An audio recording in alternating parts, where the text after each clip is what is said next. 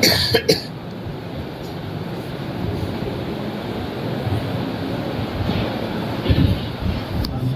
علیکم ورحمۃ اللہ وبرکاتہ۔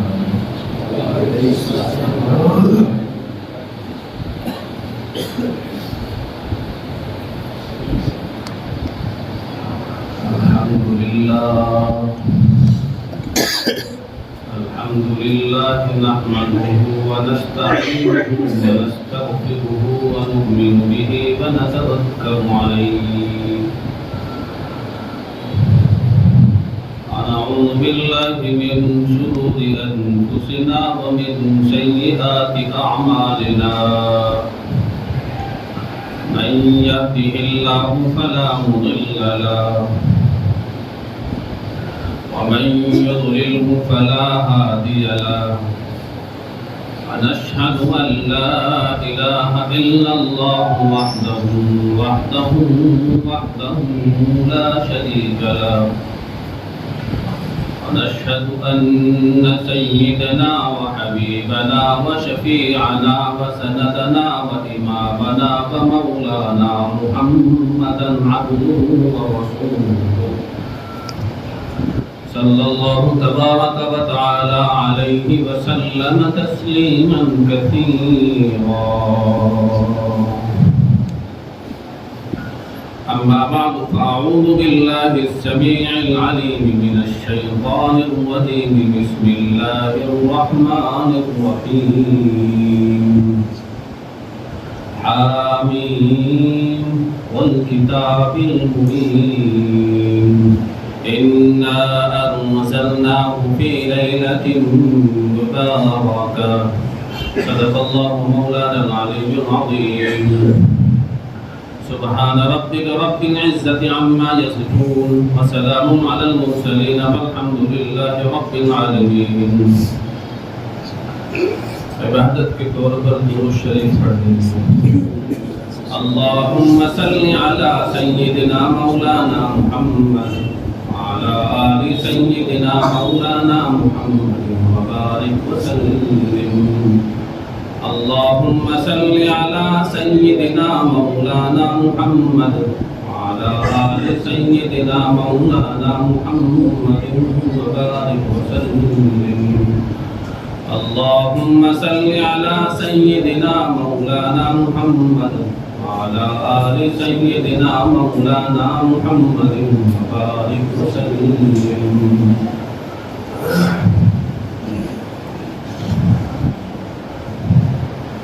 آپ کا یوں مسجد میں اکٹھے ہونا، وقت سے پہلے مسجد کا پر کر دینا بہت خوشی کی بات ہے. اللہ آپ کو پنج وقتہ نماز یوں ہی پڑھنے کی، اسی طرح پڑھنے کی توفیق عطا فرمائے. میں تو سوچ رہا تھا کہ کہیں بارش تو نہیں ہوگی، ہو سکتا ہے بارش ہو گئی. بارش ہونے سے وہ زمین کی ساری مخلوق نکل کے آ جاتی ہے باہر. میں نے کہا مسجد بھری ہوئی کہ بارش ہوئی ہو، دیکھا تو بارش بھی نہیں ہوئی ہے. آپ آئے ہیں تو اللہ آپ کے آنے کو قبول فرمائے.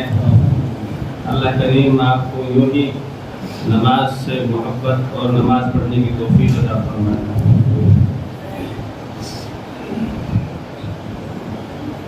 غرض اور مقصد صرف دعا ہے، کوئی اور مقصد نہیں ہے. گزشتہ جمعے میں نے اپنی خوش دامن کا تذکرہ دیا تھا کہ ان کی طبیعت زیادہ خراب ہے. ان کی نماز سے فارغ ہونے کے بعد ان کا انتقال ہو گیا تھا. اللہ ان کی مغفرت فرمائے اور جتنے بھی بیمار ہیں اللہ کریم تمام کو شفا عطا فرمائے. ان کی چھوٹی بچی وہ بہت زیادہ اس وقت ان کی طبیعت خراب ہے صدمے کی وجہ سے، وہ بول بھی نہیں پا رہی، کچھ کھا بھی نہیں رہی ہے. تو آپ انہیں بھی دعا فرما دیں کہ اللہ اس بچی کو بھی صحت اور تندرستی عطا فرمائے. آپ دعا کریں. شب برات ہے، شب برات کے موقع پر دعا قبول ہوتی ہے. تو آپ سے درخواست ہے کہ آپ میرے لیے، میری فیملی کے لیے، میری ساسو ماں کے لیے، بچی کے لیے اور تمام بیماروں کے لیے گزر چکے سب کو اپنی دعا میں یاد رکھیں. آپ کی دعا سے ہمارا کام بن جائے، ہماری دعا سے آپ کا کام بن جائے. یہی کام چلا کرتا ہے. ایک دوسرے کے لیے دعا کرنی چاہیے. گزشتہ 2 جمعے سے شب برات کی فضیلت، اس کا مقام، اس کا مرتبہ آپ حضرات کے سامنے میں نے اپنی معلومات کے مطابق رکھا. کچھ چند باتیں اور ہیں، کیونکہ 15ویں شعبان ہے، آج کی رات 15ویں نصف شعبان کی رات ہے، یعنی آج 14 شعبان ہے اور جو رات آئے گی وہ 15 شعبان کی رات ہوگی، اور اس رات کا نام شب برات ہے۔ شب رات بھی کہتے ہیں بڑی زبان میں، شب رات آ گئی بھائی۔ اس کے کل کے روزے کے بارے میں جو روزہ رکھنا چاہے اچھی بات ہے، جو روزہ نہ رکھے تو یہ مسئلہ ہے۔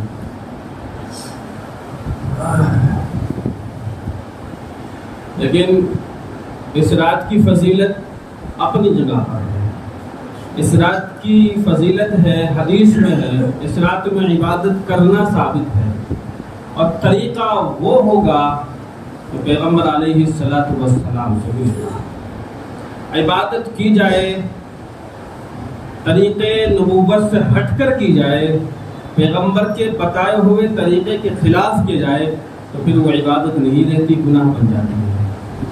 جیسے میں آپ کو ایک چھوٹی سی مثال دوں تو جمعے کے دن کتنی رکعت پڑھتے ہیں ہم بتائیں؟ 2 رکعت نماز پڑھتے ہیں، فرض نماز جماعت سے 2 رکعت آپ پڑھتے ہیں۔ نماز پڑھنا اچھی بات ہے یا بری بات ہے؟ اچھی بات ہے، رب کا حکم ہے، پڑھنی ویسے ہے جیسے نبی نے بتائی ہے، اور نبی نے بتایا کہ ایک رکعت میں 2 سجدے ہوتے ہیں، سجدہ کرنا اچھی بات ہے۔ لیکن اگر آپ یہ سوچنے لگے کہ چلو بھائی سجدہ کرنا اچھی بات ہے، ہم 2 کی جگہ 3 کر لیتے ہیں، تو بتاؤ نماز ہوگی یا خراب ہوگی؟ خراب ہو جائے گی۔ سجدہ کرنا اچھی بات ہے، اللہ کے سامنے جھکنا اچھی بات ہے، اللہ کی بڑائی بیان کرنا اچھی بات ہے، لیکن طریقہ نبوت سے ہٹ کر کریں گے تو گڑبڑ جائے گا۔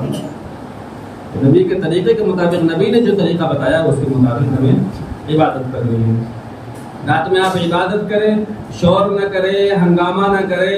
مسجد میں عبادت کرنی چاہے تو مسجد میں کریں، بہتر افضل یہ ہے کہ آپ اپنے گھروں میں رہ کر تنہا عبادت کریں۔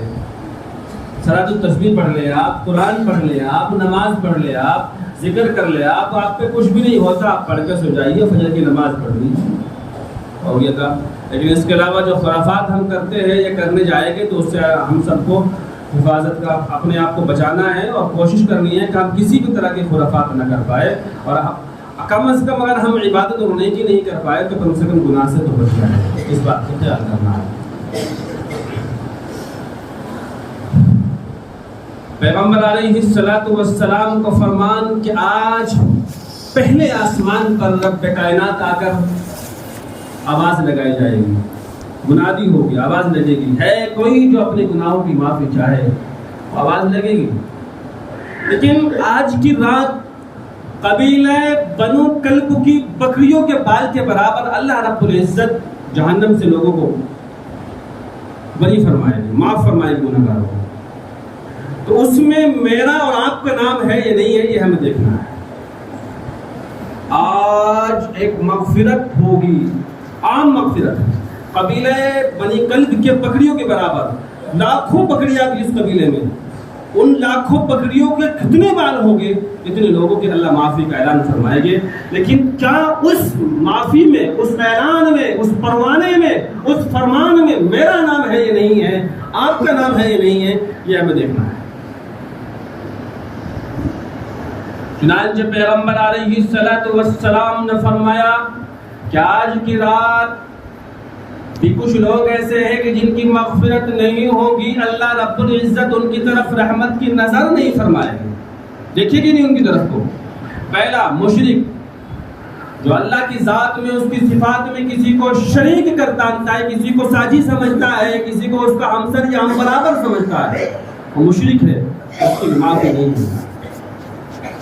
یا جو اللہ کے کام ہے وہ ان کاموں میں کسی کو شریک سمجھتا ہے، معاون سمجھتا ہے، وہ ولیوں کو سمجھتا ہے کہ مشکل کشا ہے، حاجت روا ہے، وہ ولیوں کو سمجھتا ہے یا علماء کو سمجھتا ہے یا بزرگوں کو سمجھتا ہے یا مزاروں پہ جا کر وہ سمجھتا ہے کہ یہاں جانے سے کام بنے گا یا ہماری سفارش کر دیں گے، شرک ہے۔ آج کے دن اللہ کے یہاں ان اللہ لا یغفر ان یشرک بہ ویغفر ما دون ذلک لمن یشاء، اللہ شرک کے علاوہ جس سے چاہے معاف فرما سکتے ہیں۔ ایسا مسئلہ کیا ہے بھائی جو شرک معاف نہیں ہوتا؟ شرک معاف کیوں نہیں ہوتا؟ آپ اسے سمجھیے کہ شرک بغاوت ہے، اور باغی کو معافی نہیں ملا کرتی۔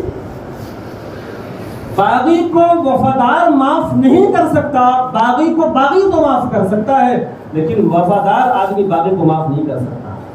اس کو آپ یوں سمجھیں کہ ہم سب شادی شدہ ہیں، ہمارے گھر میں بیگمات ہے، اس نے کھانا بنایا، کھانے میں نمک مرچ کم، ہم اسے اگنور کر دیتے، معاف کر دیتے۔ آپ اسے معاف کر سکتے ہیں؟ آپ اسے معاف نہیں کر سکتے کیونکہ وہ بغاوت ہے، وہ باغی ہے اور باغی کو معاف نہیں کیا جاتا۔ پھر اللہ کی ذات میں، اس کی صفات میں اللہ ایک ہے، کوئی اس کی ساتھ میں بغاوت کرے، باغی اس کا بنے، اللہ اسے معاف نہیں کرتا۔ ان اللہ لا یغفر ان یشرک به ویغفر ما دون ذلک لمن یشاء۔ اللہ شرک کے علاوہ سب کو معاف کر سکتے ہیں، ہر گناہ کو معاف کر سکتے ہیں، لیکن باغی کو اللہ معاف نہیں کرتے، مشرک کو اللہ معاف نہیں کرتے۔ اس لیے ہم سب کو اپنے گربان میں جھانکنا ہے، اپنے دل میں جھانک کر دیکھنا ہے کہ ہم سے کوئی شرک تو نہیں ہو رہا۔ شرک کے بہت سارے قسمیں ہیں، شرک جلی ہے، شرک خفی ہے۔ میں شرک جلی میں خفی کی مثال دوں، آپ نے اچھا مکان بنایا، اچھی گاڑی بنائی، آپ نے اس پر جوتا ٹکا دیا، شیر کا مکٹ ٹکا دیا، آپ نے اس پر کچھ ایسی چیز ٹکا دی کہ یہ نظر بس سے بچ جائے گا، یہ شرک ہے۔ یا آج کل کی مائیں کیا کرتی ہے، بچوں کو نہلایا دھلایا، جمعے کا دن ہے، کپڑے پہنائے اور پیشانی پہ کالا ٹکا لگا دیا، یہ ان کا گمان ہوتا ہے کہ اس کالے ٹکے کی وجہ سے میرے بچے کو نظر نہیں لگی۔ اور کالا ٹکا کو اس کو نظر سے بچانے کا بھائی یہ شرک ہے۔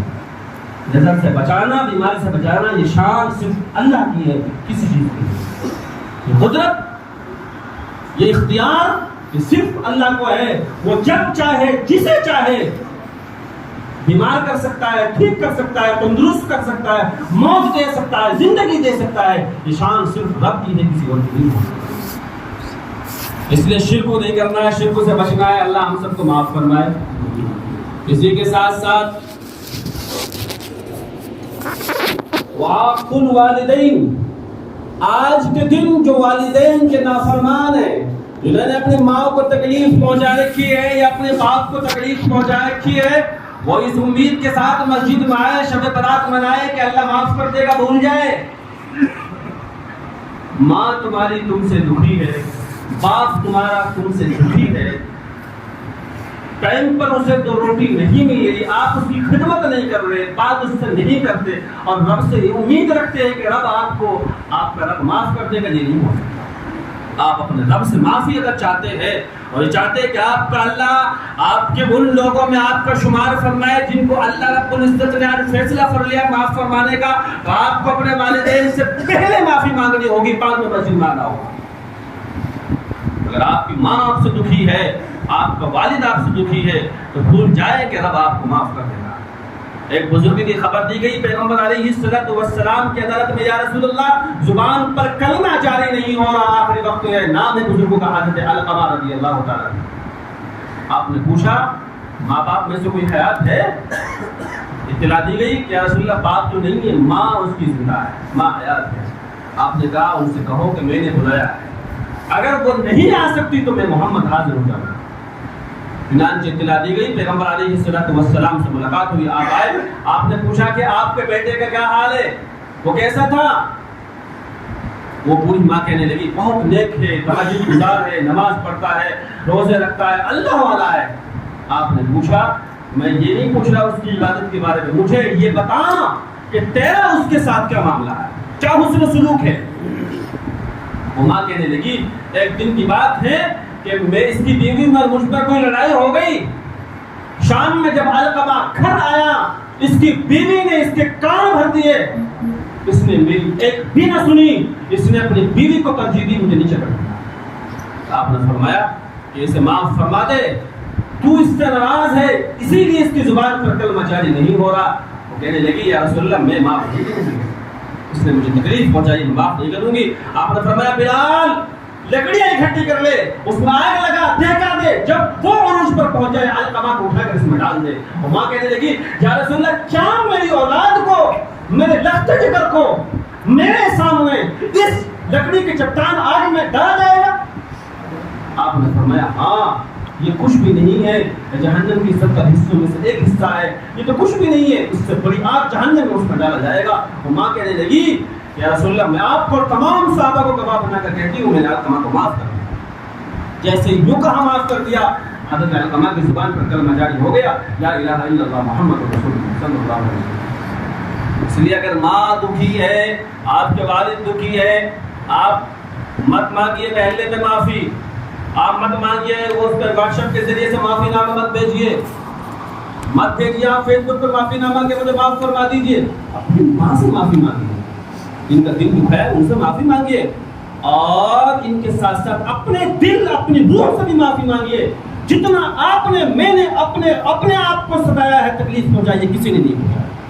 ہم نے اپنے جسموں پر بالکل رحم نہیں کیا، ہم نے کبھی نماز کی طرف اپنا دل نہیں موڑا، کبھی اپنا رخ نماز کی طرف نہیں کیا۔ ہم ہفتے کے نمازی اپنے اندر سے بھی اپنی روح سے کہیے اللہ میں تیرا وہ نافرمان بندہ ہوں جس نے تیرا کھایا، تیری بغاوت، تیری نافرمانی کی۔ اپنے آپ سے بھی معافی مانگی، اپنے آپ سے معافی مانگی، اپنے والدین سے معافی مانگی، اللہ کے سامنے روئیے، گڑگڑائیے اور پورے عالم کے لیے معافی مانگی، اللہ معاف کرے گا، کام بنے گا۔ اسی طرح سے پیغمبر علیہ السلام نے فرمایا کہ ایک وہ آدمی، اس کی بھی آج کے دن کوئی سنوائی اللہ کے یہاں نہیں ہوگی۔ کون ہے وہ تیسرا آدمی؟ جس کے دل میں کسی کی طرف سے، کسی مسلمان کی طرف سے کینہ ہے، حسد ہے، اس کی بھی اللہ کے یہاں کوئی معافی نہیں۔ آپ حسد رکھے ہوئے دل میں، آپ جلتے ہیں اس سے، آپ چاہتے ہیں کہ موقع ملے تو اس کو نیچے دکھاؤں، آپ چاہتے ہیں کہ موقع ملے تو اس کو سبق سکھاؤں، آپ اس کی غیبت کرتے ہیں، آپ اس کے پیچھے ہاتھ دھو کر پڑے ہوئے ہیں، آپ اسے تکلیف دینے کا کوئی موقع نہیں چھوڑتے۔ اگر آپ کے دل میں کسی کی طرف سے اس طرح کا حسد، جلن، کپٹ رکھتے ہیں آپ اور کسی سے نفرت کرتے ہیں تو بھول جائیے کہ رب کے یہاں آپ کی کوئی سنوائی ہو سکتی ہے۔ بالکل وہ سارے دروازے بند ہیں۔ پہلے آپ کو اپنا دل صاف کرنا ہوگا، پہلے آپ کو اپنے دل کے ساتھ میں معاف کرنے کے ساتھ ساتھ میں اس حسد کو دور کرنا ہوگا، ہر ایک کی بھلائی آپ کو سوچنی ہوگی، پھر اللہ کے سامنے ہاتھ کھڑے کر کے کہیے اللہ میں نے آپ کے بندوں کو آپ کے لیے معاف کیا ہے، اللہ جیسے میں نے جس نے مجھے ستایا میں نے اس کو بھی معاف کیا، جس کو میں نے ستایا میں اس سے معافی مانگتا ہوں، اللہ میں نے سب کو معاف کیا تیرے لیے، اللہ میں تیرے سے بھی یہی امید رکھتا ہوں کہ آپ مجھے معاف فرما دیں۔ آپ کے ہاتھ زمین پر گرنے سے پہلے رب کی طرف سے یہ اعلان ہو جائے گا میرے بندے نے مجھے معاف کر۔ اور ایک آدمی وہ من جر ثوبه خجلا لم ينزل الله اليه يوم القيامہ، جس کی پینٹ، جس کی پتلون، جس کی شلوار، جس کی لنگی تہمند ٹخنوں سے نیچے ہے، خجلا تکبر، یہ زمین پر دھمدھماتا پھر رہا ہے، میں کچھ ہوں زمین پر، جس کے پائجامہ پتلون اس مرض میں سب مبتلا ہے آج اللہ ماشاءاللہ، اور جوان پوچھئے مت بس اس کی تو پینٹ نیچے، اب تو ٹخنے تو کیا جوتے میں ڈھک لیتے ہیں۔ فیشن نے یوں کروٹ لیا کہ لڑکیاں اپنی شلوار کو، اپنے پائجاموں کو اوپر رکھتی ہے، فیشن، اور ہمارا جوان اپنے پائجامے کو اتنے نیچے رکھتا ہے کہ ٹخنوں کے ساتھ جوتے میں ڈھک جاتے ہیں۔ یہ فیشن ہے زمانے کا۔ جو جوان، جو چھوٹا بڑا اپنے پائجامے پتلون کو، اپنی لنگی کو ٹخنوں سے نیچے رکھے گا، اللہ کے یہاں اس کے لیے کوئی جگہ نہیں ہے، کوئی معافی اس کے یہاں نہیں ہے۔ اس لیے اپنے پائجامے کو، اپنے پتلون کو، اپنی لنگی کو ٹخنوں کے اوپر رکھیے۔ یہ اتنا بڑا گناہ ہے، آپ اس کا اندازہ نہیں لگا سکتے۔ آج شب برات بنی قبیلے، بنی کلبی کی بکریوں کے بال کے برابر اللہ کو معاف فرمانا ہے۔ ایسی معافی میں، عام معافی کے موقع پر بھی اگر میرا آپ کا نام اس فہرست میں نہیں آتا، اس وجہ سے کہ ہم دل میں کسی کے لیے کینہ رکھتے ہیں، کپٹ رکھتے ہیں، اپنے ماں باپ کا دل دکھا رکھا ہے، یا ہم چغلی کرتے ہیں، حسد کرتے ہیں، شرک کرتے ہیں، تو اس سے بڑے خسارے کی بات کیا ہو سکتی ہے؟ اللہ ہماری حفاظت کرنا۔ اس لیے اپنے دل کو سنبھالیے، خدا کے لیے سے سنبھالیے۔ دل کے بگاڑ سے بگڑتا ہے آدمی، جس نے اسے سنبھال لیا وہ خود سنبھال لیا۔ اس لیے اپنے دل کی حفاظت کیجیے، اپنے پائجامے کو اپنے ٹخنوں سے نیچے نہ جانے دیجیے۔ اسی لیے پیغمبر علیہ السلام کے فرمان کہ آج کی رات اس کی بھی معافی نہیں ہے جو کوڑا مارنے والا ہے۔ पौवा मारना समझते हैं ना, तुम होने वाला। अगर कोई पौवे मारने वाला है, टून मारने वाला है और मस्जिद में आता है, उसने तौबा नहीं की है, अल्लाह से हाथ फैलाकर गिड़गिड़ा कर ये नहीं कहता अल्लाह जो कुछ हो चुका है उसे माफ फरमा दीजिए और आइंदा मैं बिल्कुल शराब नहीं पीऊंगा, वो इस तौबा के बगैर मस्जिद में अगर बैठा हुआ है, इस इरादे के बगैर बैठा हुआ है, तो अल्लाह के यहाँ उसकी कोई जगह नहीं। इसलिए समझिए जरा, नंबर 1, आज शब बरात है, सबकी मगफिरत होनी है, उस आदमी की मगफिरत नहीं होगी जो शिर्क करता है, अल्लाह हम सबकी हिफाजत फरमाए। नंबर 2, उसकी मगफिरत नहीं होगी जो अपने वालिदैन को सता रखा है किसी। और एक और, जिसने रिश्ते नाते तोड़ रखे हैं, कुरान में उन लोगों पर अल्लाह की लानतें बरसते देखा गया। जो आदमी किसी से बातचीत करना बंद कर देता है, रिश्ते नाते तोड़ता है, दिल में कपट रखता है, आज भी उसकी या अल्लाह की यहाँ उसकी कोई जगह नहीं। इसलिए मुझे आपको पूरी उम्मत को ये कोशिश करनी चाहिए कि आज का मगरिब का मगर सूरज गुरूब होने से पहले जिनके वालिदैन रूठे हुए उन्हें मना ले, किसी से बातचीत बंद है तो उससे सुलह कर ले, अपने पायजामे को टखनों के ऊपर रखना शुरू कर दे, पौवा मारने वाले पौवा मारना छोड़ दे, चुगली करने वाला चुगली करना छोड़ दे, हसद करने वाला अपने दिल को पाक साफ कर ले। और फिर अगर उसने अल्लाह से दुआ भी नहीं की है, इशा की नमाज पढ़कर बिस्तर पर जाकर सो जाता है, अल्लाह के यहाँ उसका नाम उन लोगों में शामिल हो जाएगा जिन लोगों को अल्लाह रब्बुल इज्जत आज माफ फरमाना। कि अल्लाह रब्बुल इज्जत दिल को देखते हैं, इसलिए दिल को, मैंने अभी कहा कि दिल के बिगाड़ से बिगड़ता है आदमी, जिसने उसे संभाल लिया वो खुद संभल गया। हमें अपने दिल की हिफाजत करनी है, दिल का बचाव करना है, दिल को सुधारना है, संभालना है और किसी को तकलीफ देने से बचना है। अगर हम आज की रात इबादत नहीं कर सकते तो कम अज कम इतना तो कर ले कि किसी को तकलीफ ना पहुंचाए, फिर गुनाह का काम न करे और इंशाअल्लाह फिर हमारा इस्लाम उन लोगों में शामिल हो जाएगा। अल्लाह रब्बुल इज्जत तमाम बातों पर अमल करने की तौफीक अता फरमाए, माहौल को अमन के साथ। और मैं कह चुका हूँ शुरू में कि किसी तरह का शोर हंगामा, गाड़ी से जो है ना रेस लगाना या पटाखेबाजी करना या अल्लाह के गजब को पुकारना है। आप जिस मुल्क में आप रह रहे हैं, इस मुल्क की हिफाजत करना, इस मुल्क में अमन अमान को कायम रखना, इस मुल्क में भाईचारा कायम रखना, यह आपकी शरीयत भी आपको हुक्म देती है, आपको नबी का भी यही फरमान है। इसलिए अमन को खराब नहीं होने देना, फसाद को बिल्कुल बढ़ने नहीं देना, बिल्कुल अमन के साथ में रहिए। आप घर पे इबादत कीजिए, मस्जिद में इबादत कीजिए, किसी भी तरह से किसी भी गैर मुस्लिम को या मुसलमान को किसी भी तरह से तकलीफ नहीं पहुंचनी चाहिए। मुसलमान की शान ये है, अल मुस्लिमु मन सलिम अल मुस्लिमूना मिन लिसानिही व यदिही। पैगंबर अलैहिस्सलातु वस्सलाम ने फरमाया, मुसलमान की शान ये है कि उसके हाथ से, उसकी जुबान से, उसके पैर से, उसके चलने से, उसके फिरने से, उसके उठने से किसी भी तरह से दूसरे को तकलीफ नहीं पहुंचती। अगर मेरे किसी चीज से किसी को तकलीफ पहुंच रही है तो फिर मैं अच्छा मुसलमान नहीं हूँ, कामिल मुसलमान नहीं हूँ। अल्लाह करीम मुझे और आपको पक्का सच्चा सुच्चा मुसलमान बनाए और शरीयत पर चलने की तौफीक अता फरमाए। वाक़िअ दावाना अल्हम्दुलिल्लाहि रब्बिल आलमीन।